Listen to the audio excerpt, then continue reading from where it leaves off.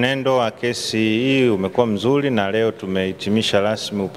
ushahidi wa upande wa utetezi, na kwa hiyo tumefunga rasmi kesi upande wetu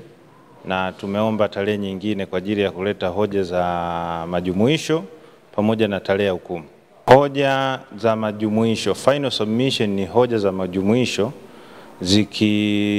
tukizitoa upande sisi wa utetezi, tukishawishi mahakama kwa kadri tulivyoona ushahidi na kadri tunavyojua misingi ya kisheria,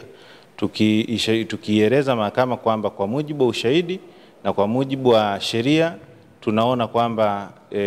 kesi itolewe ushindi upande wetu, hasa kwa kuzingatia ushahidi uliotolewa upande wa jamhuri na upande wa utetezi.